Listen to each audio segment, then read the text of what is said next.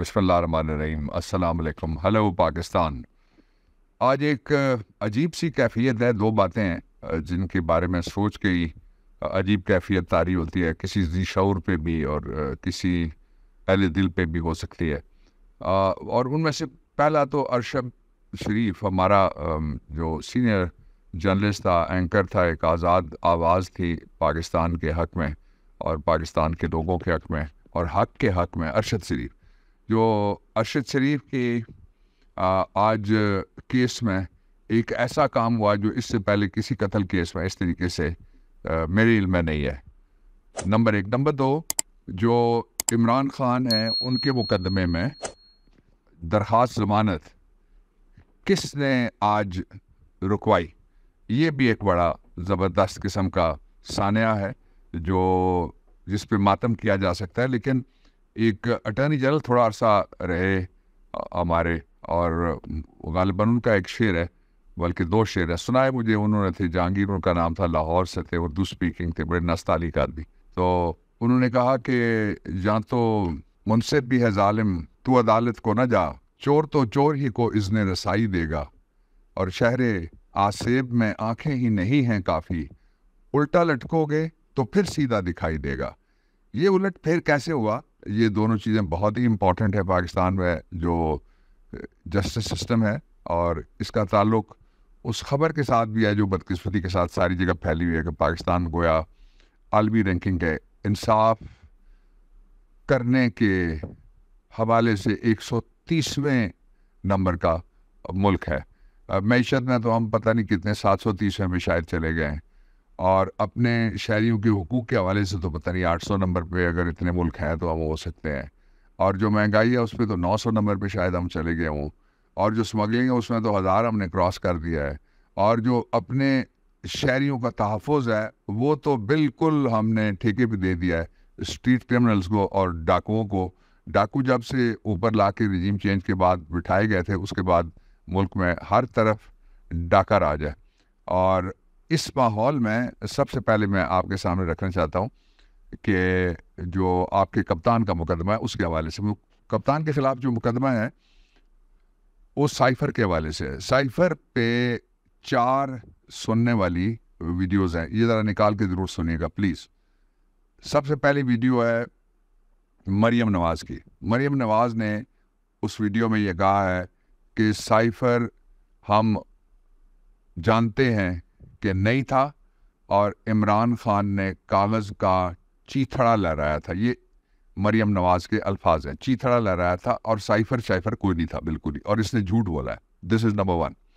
ये दुनिया की सबसे बड़ी दिलेरी से झूठ बोलने वाली जो खातून है, और जो अपने कपड़े भी जेल के अंदर, अब इमरान खान को गए हुए आज 35 दिन हो गए, वहाँ तो कोई फ्राइंग पान किसी ने नहीं देखा, हालांकि वो सही वाली कैद में। और ये अपनी कहानियाँ सुनाती है जब ये जुडिशल हवालात भी नहीं थी, और ये एक सेंटर था जिसके अंदर नैप का, जो मोटरवे से जो ही आप लाहौर में उतरते हैं तो लेफ़्ट साइड के ऊपर एक बड़ी सी इमारत है। इन्होंने अपनी सहूलत के लिए नज़दीक चीज़ें बनाई हुई हैं जहाँ सारा कंट्रोल इनका रहे। 1। दूसरा है जो पिछले दौर का गुजरा हुआ वज़ीर दाखिला था, उसी की जमात का, उसने कहा नहीं नहीं साइफ़र चोरी नहीं हुआ, जहाँ तक साइफ़र का ताल्लुक है तो साइफ़र जो है वो तो है वजारत दाखिला के अंदर महफूज है। ये हो गया दूसरा बयान। तीसरा बयान रिटायर्ड जनरल बाजवा का था। जनरल बाजवा ने अपनी जो आखिरी तकरीर की उसमें ये कहा कि एक साबिक वज़ीर आज़म ने, इमरान खान ज़ाहिर है, अपनी तकरीर में एक पर्चा लहराया और कहा कि ये एक साइफ़र है, ये सब झूठ था, कोई साइफ़र नहीं था, और उससे एक झूठा बयानिया बनाया गया, और उस झूठे बयानिए की बुनियाद के ऊपर फसाद फैलाया गया। ये तीसरा क्लिप है, ये भी देख लीजिएगा।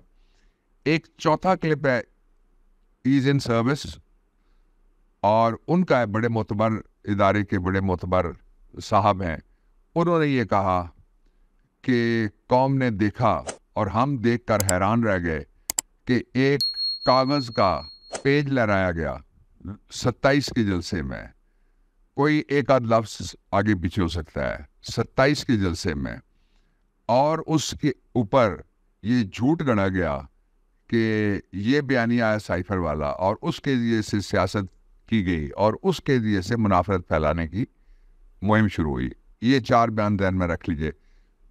اس کا مطلب یہ ہے کہ جو کیبل آیا تھا اسد مجید کا، اس کو گورنمنٹ اور گورنمنٹ سے متعلقہ جو لوگ تھے، معتبر ترین میں نے 4 آپ کے سامنے رکھ دیے، انہوں نے انکار کیا ہوا ہے۔ اس مقدمے میں آج درخواست ضمانت تھی، یہ بڑے دنوں کے بعد آج وہ درخواست ضمانت لگی تھی ایک عدالت میں، لیکن وہ جو عدالت ہے وہ 2 کام ہوئے۔ ایک تو یہ کہ آج وکلا کی ہڑتال تھی، اور وکلا کی ہڑتال میں ایک عدالت اور تھی جس نے ایک آرڈر جاری کر دیا، اور ایک عدالت وہ تھی جو چھٹی پہ تھی۔ تو سوال یہ کہ یہ کون ہے جو عمران خان کے حوالے سے ضمانت نہیں ہونے دے رہا؟ اس کا میں اور آپ کچھ نہیں کر سکتے اپائے۔ اس کا اپائے کر سکتے ہیں جو سیدھے سیدھے اعلیٰ عدلیہ کے 2 ادارے متعلقہ ہوتے ہیں۔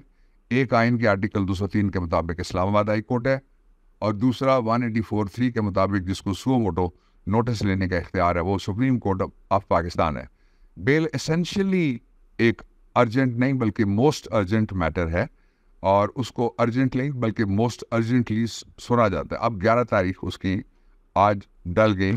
اور دوسرا جو میں آپ کے سامنے رکھنا چاہتا ہوں، وہ بہت بڑا المیہ ہو رہا ہے پاکستان میں مسلسل، وہ تھا جو شہید صحافی ہے ارشد شریف، اس کے حوالے سے۔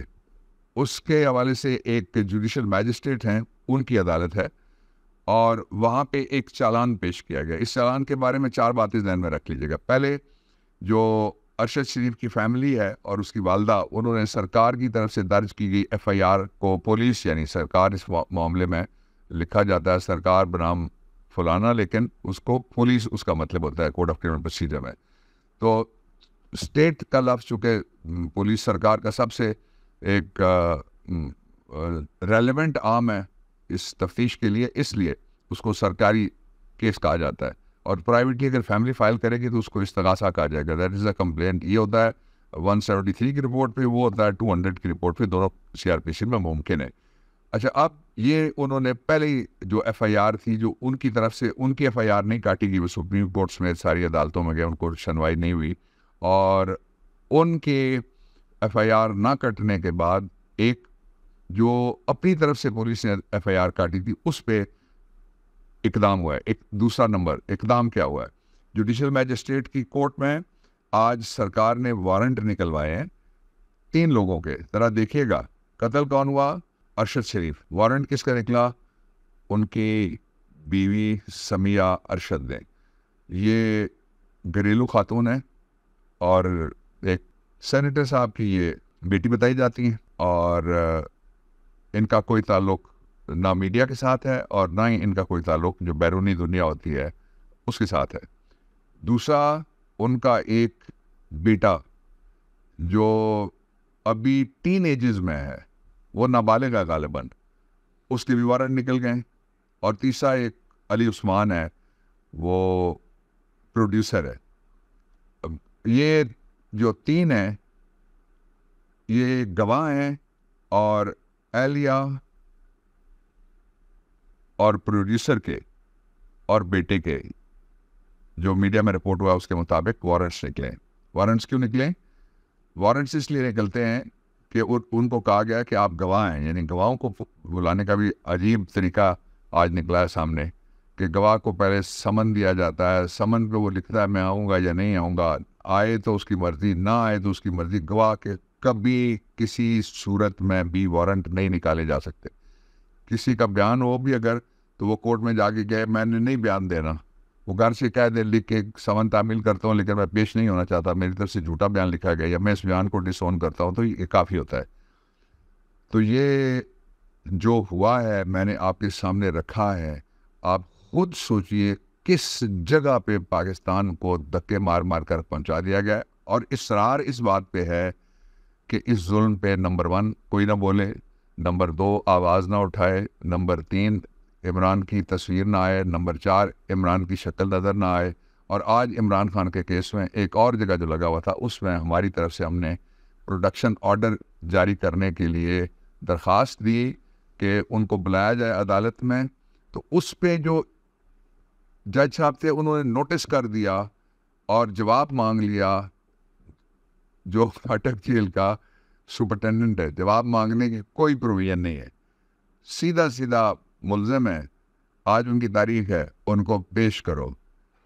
تو خود سوچ لیجئے کہ سیدنا علی کرم اللہ وجہ الکریم جو ان کا فرمان ہے کہ کوئی نظام مملکت، کوئی نظام ریاست، کوئی نظام حکومت کفر سے تو چل سکتا ہے لیکن ظلم سے نہیں چل سکتا. اس کے باوجود پاکستان کے لوگوں کو سلام، جو کھڑے ہیں حق کے لیے، جو کھڑے ہیں عمران کے لیے. عمران تھا، عمران ہے، عمران ہی ہوگا انشاءاللہ. پاکستان پائندہ باد.